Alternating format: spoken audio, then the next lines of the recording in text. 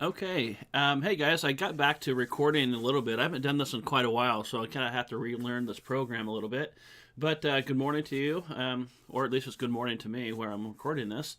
So what we're going to do is we're going to touch on what we did yesterday a little bit. We got into rational numbers and specifically kind of just adding, subtracting some simple fractions. And yesterday in the small group when you met with me, we went over kind of the review of what integers were, led that into what rational numbers are.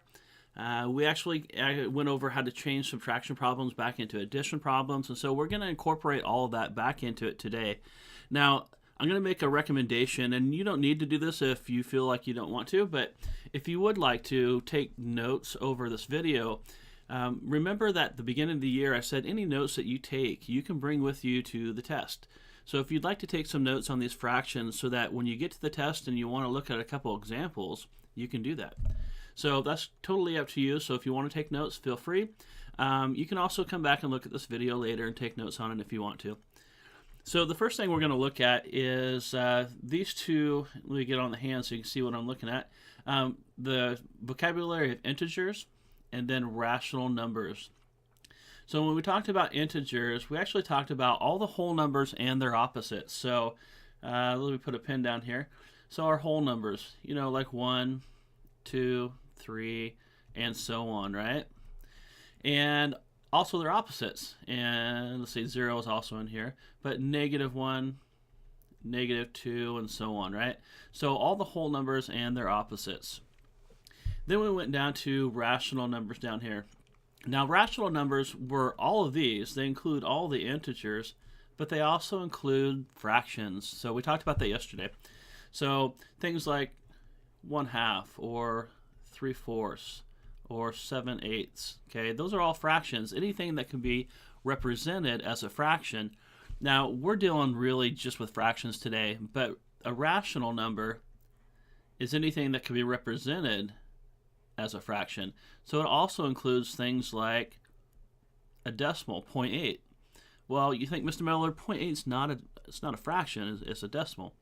Well, it is really. 0.8 is the same thing as 8/10, right? Which is a fraction.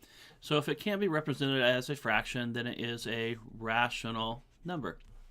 So remember, integers are all whole numbers, okay, and their opposites.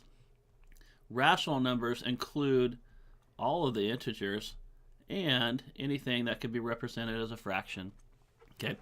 All right. So I'm going to go through 2 examples, and then I'm going to go through 1/3 example, which you can kind of see halfway on your screen down over here, but we'll get to that later. Okay. So we're going to go through a couple different things. The first thing is we're going to go through a regular fraction. And we're just going to, it has the same denominator, we're just going to go through the basic part of it. And I showed you yesterday that fractions are almost identical to just regular whole numbers when you're adding and subtracting them if the denominator is the same. So that's nothing new. So we'll go over that real quick. Then I'll show you how to work with, or remind you how to work with a mixed number. And then we'll get into the story problem for today. And the reason I want to do the story problem is because a lot of your homework on your packet this week includes these short little story problems where you have to pull the information out. Okay, so let me switch colors here. We'll go ahead and go to orange just so I can show you the first example. And the first example is just a regular fraction. So I'm going to say something like 7/8, and I'm going to subtract that from, how about 4/8? Okay. So when we look at here, 7/8 and 4/8, the denominators are both the same. And remember, when you're adding and subtracting, they have to be the same. So we're okay there. So I'm going to go on to my second step, and I'm going to go ahead and switch this into an addition problem. Now remember, step 1 is to keep the first number, in this case 7/8, the same. So we're not going to change that. Second step is to change the subtraction into addition. And the third step is to take the opposite of that second number. Now this is a positive 4/8, so the opposite would be a negative. And I'm going to try to put my brackets in here without messing things up too much here. There we go. All right. So when we look at our answer, we know that the denominator is going to be 8. And then at the top, we know this is 7 plus a negative 4. Well, we can rewrite this, and this is a step you don't necessarily have to do, but sometimes it makes sense to do it just so you can visually see it. So we have 7 plus negative 4. Okay, hopefully you can read that. And again, I know that the answer is still always going to be 8.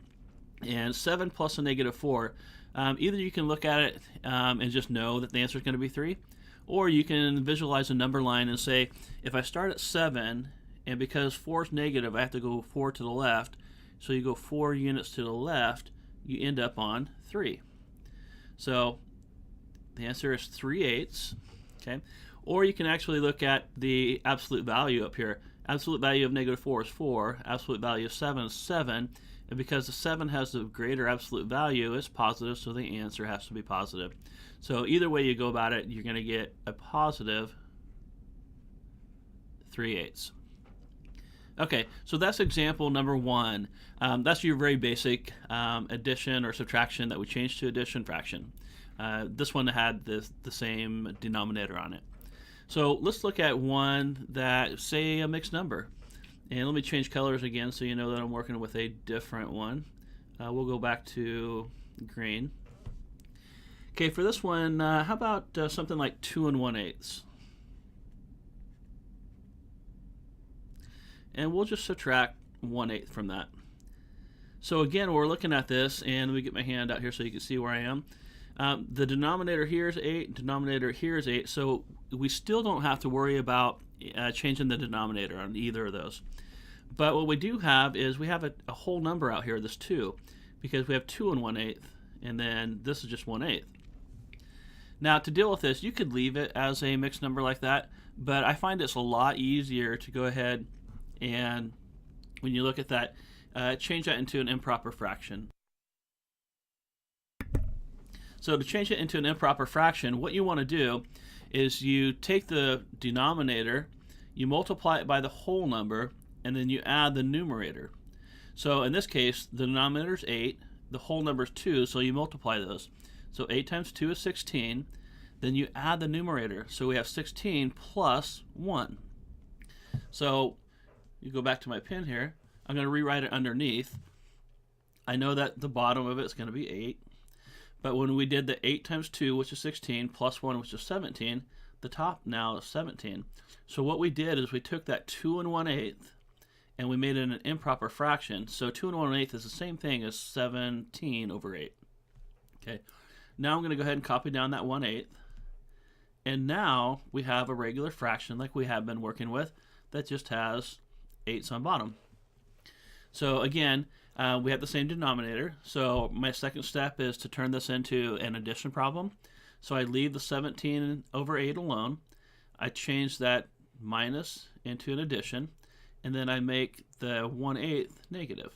Okay, because it was positive, so the opposite is negative. Okay, now I don't have enough room to put my parentheses in here, but I'll put them in on this next step. Okay, so that equals, and then again, I know my denominator is 8. And this is 17 plus negative 1. So 17 plus negative 1. Now again, you don't have to do this step. You can skip this part and just go ahead and say what is 17 plus negative 1. But I like to do it just to visualize it. So again, we still have 8 on bottom. And here, 17 plus negative 1, or if you want to look at it like 17 minus 1, you're left with 16. So is 16 over 8 the answer? Yeah, it is. However, it's not simplified.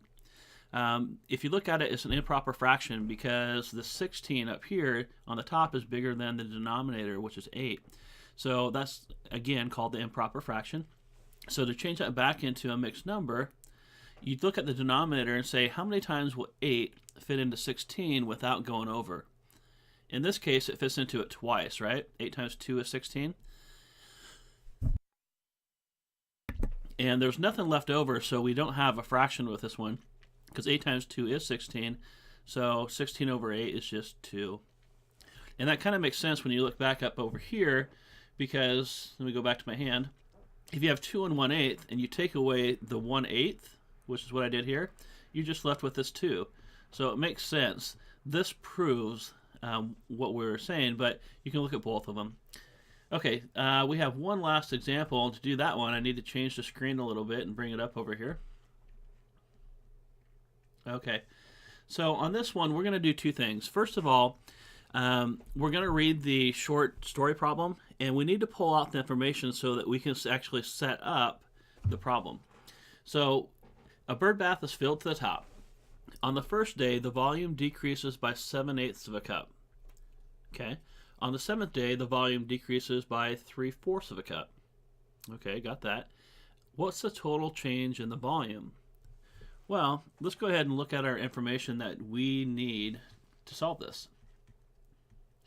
So the first part is, of course, we need to know that it decreases by 7/8 of a cup on the first day. On the second day, we need to know that it also decreases by 3/4 of a cup. And then finally, they want to know what's the total change. Okay, well, let's start writing this out first. I know that decrease by 7/8 means minus 7/8 or negative 7/8, right? Because it decreases, it goes down. And I also know that decreases by 3/4 is also a negative, so negative 3/4. So I have those two that I just got from looking at the information. I'm going to go ahead and put brackets around the second one. Okay. So I'm looking at those and I say, okay, so what do I do with those? Well, they want to know what the total change is, right? Well, think about this.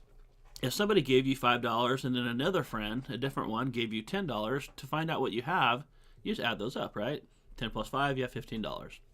Well, it's the same thing here. If you decrease by 7/8 of a cup, and then you decrease by another 3/4 of a cup, to find the total decrease, you simply add those together. Okay. Okay, so on this we have negative 7/8 plus negative 3/4. Now, it's an addition problem, so we don't have to change it to an addition. It already is one. But we do have different denominators. So we have an 8 right here and a 4 right here. So we need to change that so that they both have the same denominator. Now again, the trick is to look at one of them, the bigger one, and say, will the smaller one fit into it? Well, the bigger one's 8. And then you say, will 4 fit into 8? Well, yeah, 4 fits in 8 two times, right? So in this case, we can use 8 as our common denominator. Now that doesn't always work, but a lot of times it will. So we didn't change this fraction, right? Because its denominator is still 8. We did, however, change this one because we're going to change that 4 into an 8. Okay, and I know that this is negative, so I'm going to put that up there so I don't forget. So what we have to look at is, what do we do to get 4 to become 8? Well, we had to multiply it by 2, right? So we have to multiply the top by 2 as well. So 3 times 2 is going to be 6. So this becomes 6/8. Okay, so now we have negative 7/8 plus negative 6/8. So this is exactly what we have been doing. See how easy these become when you just kind of break them down? So our denominator is 8. And now we have a negative 7 plus a negative 6. Okay, again, we still know our denominator is 8. And now it's just, if you have a negative 7 and then you go 6 more negative, you're actually at negative, 13? So you look at that and you say, okay, my answer is negative 13 over 8. And yes, that really is your answer, except for it's not simplified. In this case, this one happens to be an improper fraction. And remember, an improper fraction is when the top number, or the numerator, is bigger than the denominator. So we want to change that back around so that it's a mixed number again. So to do that, just like before, you look at the 8 and say, how many times will 8 go into 13 without going over? So 8 goes into 13 once, and if you try to put it in there twice, 8 times 2 is 16. Well, that went over, so it can't go into it twice. So 8 only goes into 13 one time. Then you have to look at what's left over. Now your denominator always stays the same, so that's still going to be 8. But 8 goes into 13 one time, and then you have to think what's left over. So 8, 9, 10, 11, 12, 13. So there's still 5 of them left over, right? And this whole thing's negative, don't forget that. So the answer is negative 1 and 5/8. So what does that negative 1 and 5/8 mean? Well, it means that the water decreased by -1 5/8 cup. Okay, so that's the example we have. Now, on the next slide, you do have a draw it, where I'm going to give you a question or a fraction and have you go ahead and solve that fraction. Okay, thanks guys.